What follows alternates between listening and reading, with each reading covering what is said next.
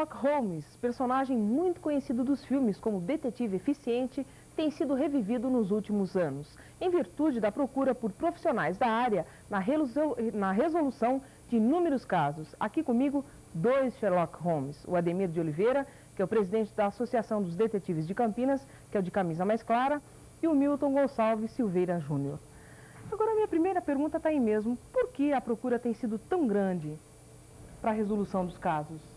Alguns anos atrás a coisa não era bem assim. Porque está desenvolvendo muito o país, né, os problemas, as infidelidades conjugais, dificultando assim a vida do cidadão.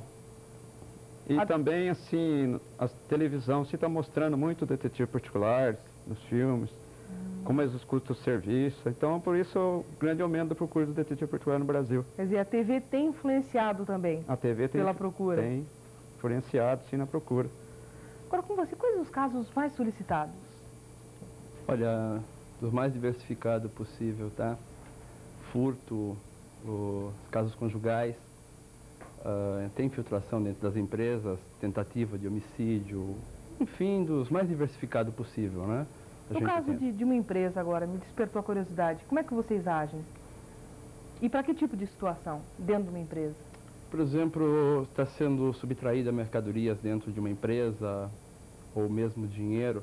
Então nós adentramos dentro de uma empresa com um funcionário comum, que é feita uma solicitação pelo jornal, né? Então vai ser feito os candidatos, então você já é a pessoa preparada para entrar.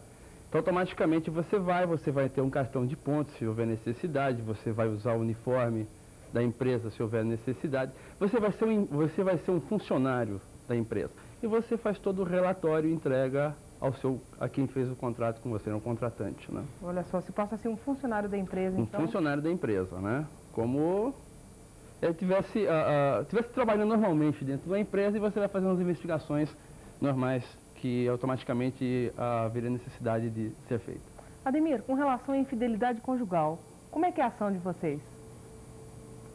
Bem, que tipo de equipamentos vocês utilizam? Nós não temos todos os equipamentos utilizados, mas temos alguns, nós já temos aqui, né? Conseguimos, por intermédio de alguns engenheiros aqui no Brasil, fabricação daqui mesmo do Brasil. Nós temos aí transmissor de telefone, né? Para frequência de rádio. Temos o relé automático para gravações. Temos assim, um tipo de radar, não é muito potente, mas temos um radar para seguir viatura e seguir carros suspeitos pela cidade. Os próprios clientes interessados instalam esse aparelho no caso que a gente vai seguir, então faz esse seguimento com auxílio desse aparelho para não ficar muito colado com as pessoas que a gente está seguindo, porque senão chama muita atenção, as pessoas acabam desconfiando. No caso da... Inclusive está chegando agora alguns equipamentos mais sofisticados para a gente de Miami, né? Que seria, colocaria dentro desse próprio veículo mais sofisticado, através de bip, uma outra que você, através de uma parede, você tem uma audição de 80% do que está acontecendo na sala, uma parede germinada, né? Enfim, outros tipos de aparelhos que nós estamos conseguindo para o trabalho nosso ficar mais eficaz, né? Já que você está falando, vamos aproveitar aqui os mais curiosos. Por favor, Milton. Olha, temos se dá que eu mostro na minha mão. Temos essa máquina fotográfica, né? Essa aqui. Que faz as fotografias normais, inclusive você pode fazer as ampliações, né? Temos esse outro aqui, que é um outro microfone, que ele pode ser usado direto ao gravador. Olha só que interessante. Um microfone. Embutido num relógio, né? Que você pode usar ele num transmissor sem fio, seria esse daqui, que você tem um alcance de 500 metros, esse daí. Ou então você pode colocar num gravador que você coloca junto à sua cinta, né? Umas fitinhas desse tamanho. Fitinhas, né? Que tem duração de 2 horas. Tá certo. Existem as máquinas fotográficas normais, né? Com objetivas, tá? Seriam essas Essa aqui aqui. é uma máquina fotográfica normal, né? É normal, tá? Tá certo. Esse daqui você utiliza para colocar na linha telefônica, que você também ouve numa certa frequência. Escuta, né? Escuta. Tanto a pessoa que está recebendo a ligação como que está fazendo. Isso aqui também é uma algema de dedo.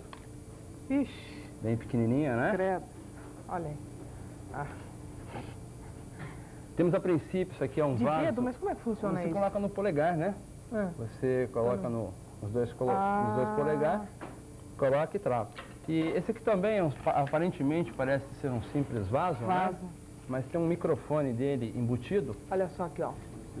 Que você, exatamente, que você pode usar isso aí como um transmissor de sem fio, como você pode ligar direto no gravador. Existem alguns equipamentos também que nós temos, mas só que eles estão Tá certo, está sendo utilizados, né? Trouxeram alguns. Exatamente, são alguns aparelhos. E as perucas, As perucas, é isso que eu... É minha preocupação. né? Por que esses disfarces? Olha, depende, Dá às pra vezes... você disfarçar pra gente, Ademir? Escolhe aí umas. Eu sei que eram várias perucas. É, exatamente. Perucas, bigodes, né? Inclusive Mas você... por que disfarce? Vocês não são conhecidos. Mas você vai ter que fazer uma perseguição, um segmento durante 2, 3, 4 dias, por exemplo. Nós trocamos tanto de peruca como bigode, barba, carros também, né? E isso é usual entre vocês? Usual. Usual disfarce, de um modo geral, que você pode, inclusive, fazer um disfarce de mendigo, tá? Que é... Inclusive, outro dia fiz dentro de estava fazendo um serviço, uma empresa ao lado me serviu até um marmitex, né? Perguntou se eu não queria Quer dizer que ficar você acolhido. passa por essas situações mesmo? Você passa das mais diversificadas possíveis situações, tá? Olha só, gente, Ademir, que transformação. Não parece que é o mesmo, né? É que a gente faz, né, uma colocação melhor, né, dela, a barba em si, o bigode em si, a peruca, né? Aí no caso foi colocado meio rápido. Existem vários tons de peruca, inclusive nós fazemos a locação dessas perucas, né, aqui em Campinas, tanto dessa cor, como grisalho, loiro, das mais diversificadas possível. Agora, em média, de todos os casos, quantos são resolvidos, em termos percentuais? Média uns 70%, né? Esses 30% seriam os casos mais difíceis? Mais difíceis. E quais seriam esses casos? Como, por exemplo, essa tentativa de homicídio que eu estou tentando aqui em Campinas, né, resolver, já um período já de 1 ano, só que o que falta muitas vezes são as provas em si, né? Como tanto fica ruim para a gente, como para a própria polícia, do modo geral, as investigações. Se você não tem elementos para você trabalhar, como as testemunhas, né, os fatos, o material em si, então fica difícil. Tá? Como essa, por exemplo, a pessoa ela conseguiu sobreviver, mas infelizmente ela não está vegetando, né, bem dizer. Então nós não temos, mas mesmo assim ainda continuo trabalhando em cima desse serviço a fim de resolver esse problema também. Que tipo de habilidade um detetive profissional tem que ter, na opinião de vocês? O detetive, para ser um detetive, ele tem que ser muito esperto, ser muito inteligente, ter bom raciocínio, para começar também ter boas condições financeiras. Por que, Ademir? Explica aí para o telespectador.